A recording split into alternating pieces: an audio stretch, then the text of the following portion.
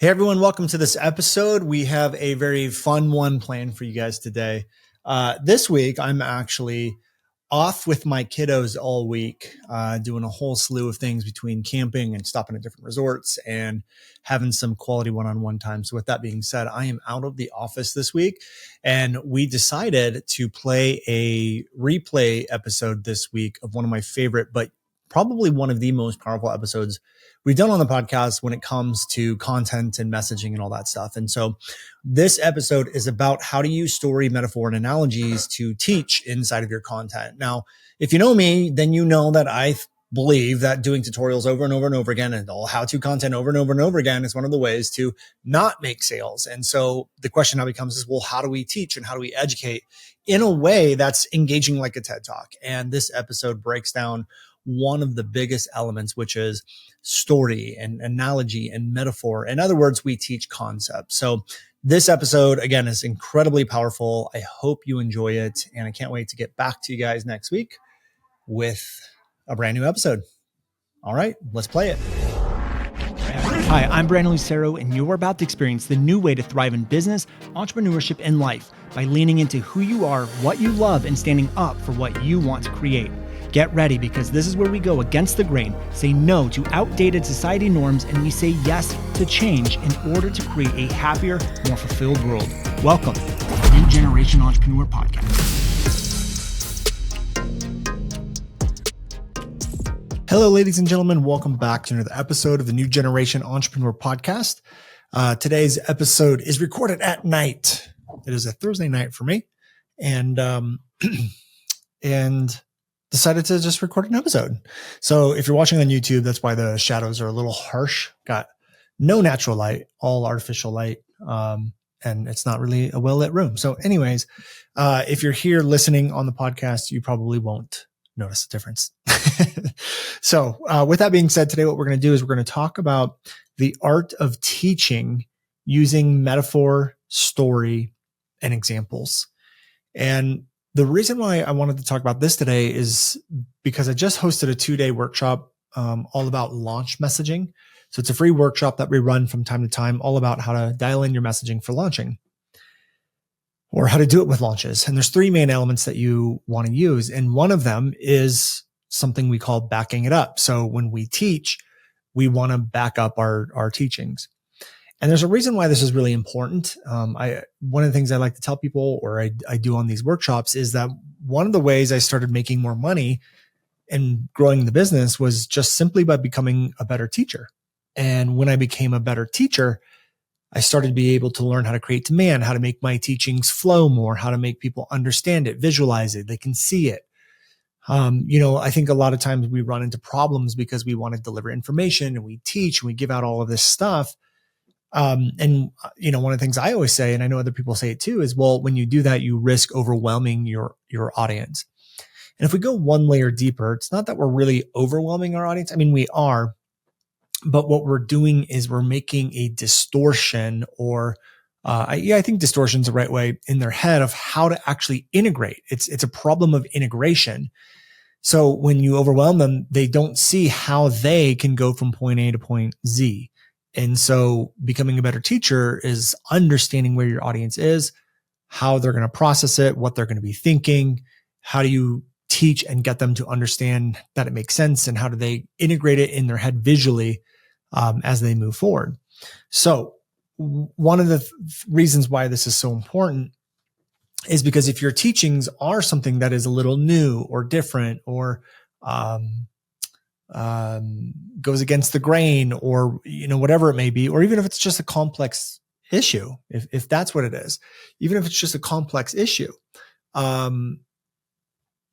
we could do something like, if it's complex, well, here's basically what happens. If it's a complex issue, or it's something that, goes against someone else's knowledge or what they think is right, it's going to cause problems. And basically, here's what happens. And I know I'm probably not making any sense, because it's not even making sense in my head as I'm saying the words. So, so here's what happens. When you go and you teach something, what's going to happen is your audience is going to process it automatically. They're going to automatically start processing that information. Their subconscious is going to tell them, this is great. I like it, stay, leave, make sense, doesn't make sense, right? So their subconscious is going to start to automatically process that information. And what happens is if their subconscious, in that processing phase, what's going to happen is the subconscious is going to compare it to what they already know. So if I said to you, how-to content is one of the worst ways to build an audience online, that's a teaching, right? I just taught you something. I just made a statement. But what's going to happen is your subconscious is going to automatically take that and compare it to what they believe, what they think is true, what they think is right. And it's going to make a decision. Does this make sense or not? The next phase after, yeah, it makes sense, is how does this apply to me? How does this apply to us? That's usually the way the mind works when it comes to teachings. So what happens is if I just say, hey, how-to content is one of the worst ways to build an audience, your subconscious is going to compare it against what it thinks is right. And if what you think is right is the opposite, is not incongruent with what I'm teaching, there's going to be a butting of heads. It's not going to work. The subconscious will be like, nope, I don't like this. No, this person doesn't know what they're talking about. So that's the way it's going to appear to them, is like, this person doesn't know what they're talking about. Like, this doesn't make any sense. However, if I said how-to content is one of the worst ways to build an audience, look at Gary Vaynerchuk, Simon Sinek, Brene Brown. They all have amazing audiences without using how-to content. I removed the block. I removed the conflict. So now the subconscious mind, without even thinking about it, goes, oh, instead of saying that's not true, now says, oh my God, I never realized that before. I never knew that. I never saw that. That's right. That's correct. So now what we do is, because we became a better teacher, we remove the conflict between the two different thoughts. The other thing that's really amazing with this is that when we start to back things up using story and metaphor and examples, even if there's not a conflict of belief, or even if there's not a conflict or a disagreement on if it's right or wrong or good or bad, even if that's not happening, it actually helps the mind integrate the teachings easier or understand the teachings easier. Okay. So integration, is really what we're talking about here. And that's the art of using story and metaphor and teachings and examples, is that when you start to use those three things with your teachings, you become a more powerful teacher. There is no, you limit the amount of responses your audience is going to have of this is wrong, bad, not right. This person doesn't know what they're talking about. You start to remove a lot of that. Again, they integrate it and understand it a lot easier, but you're also just more engaging. And so the things that I like to do is when I use story, I always talk about either a story of how I've done that teaching in the past, or here's the teaching I want to give you. Here's how it worked out in my life. And I usually talk about here's where I was before the teaching, here's where I was after, and here's how I integrated it, is usually the way that I like to do it. But when you have to look for stories where the concept of your teaching, was used as well. So not only can you use your own story, but you're going to find other stories of when that concept was used. So let me give you an example. I talk a lot about how you should not survey your audience, and you should just let the behavior dictate and tell you, and the data tell you what is working and what's not. Okay. So I have that teaching in one of my presentations. So what I do is I say, don't survey, don't guess, look at behavior and look at data. So what I'm doing is saying, okay, where else have I heard a story or an example or something where someone or a company or someone has not relied on someone's opinion, which is what a survey is, and when they actually relied on hard data and they did really well. And I talk about the whole story of Vuori. And so Vuori, the clothing company, went into REI. This is the short version of the story. Went into REI, and just by like a Hail Mary, they're kind of like the last group to get into this test group of 10. And then REI tested all of the 10 brands or however many there were of athletic wear for men at their store, and Vuori outsold all of them. So my question to you is like, well, why didn't Vuori just ask their customers which one they would buy and get their opinion on which one they would buy? Instead, what they did is they got hard data on which one actually sold more. And then they started carrying Vuori as one of their exclusive brands inside of their store after that. So they didn't do that by asking people what they wanted. They did that by hard data, right? So that's the story I tell people when I say you shouldn't use surveys. So instead of just saying, oh, you shouldn't use surveys and moving on, I say you shouldn't use surveys. Here's the reason why. And here's a story like when Viore went into REI and da, da, da, da, da. And now people go like, oh my God, that makes sense. I see it. I get it. It also drives a little bit of social proof, right? But I also use story as well. Like one time I talk about connection and how connection is necessary for sales. And then as soon as I say that, I tell this story about how someone attended one of my webinars. Or didn't even attend one of my webinars, but they love me, love the content. And they ended up buying because they connected with me. And it was a whole story I tell, right? But that's a story where the literal teaching was happening in real life. So I always like to teach and use the story to back things up. And it's very similar to metaphor. Metaphor is a little bit different. Because it's not a real story. It's not, their analogies, it's metaphors, whatever, are really great at being able to prove points. So one of the things I'll say is like, how-to content's one of the worst ways to build an audience. Or I'll say like information doesn't create sales. And then I'll say that's like trying to get an encyclopedia at the top of the New York Times bestseller list. It just doesn't happen. And that's a metaphor, right? It's a metaphor where I take the concept of what's going on and apply it into a different situation or a different context. And now it doesn't make sense. So metaphors and analogies are great for that. So what I like to do is I like to look at what is my teaching doing? What's the high level concept of what's happening with my teaching? So what I do is I literally look at it and go, what's the high level concept of what's going on here? So if I said something like, giving away your best information doesn't guarantee sales. Let's say that was one of my teachings. I would say, what's at the high level concept going on here? I'd say, okay, well, information equals results. Information equals good. And I have to ask myself, okay, where does that concept not work? When delivering more information equals results, where does that not work? And then I went to New York Times bestseller list. And I first asked myself, well, what has a lot of information in it? And I was like, well, dictionaries, encyclopedias. Okay, great.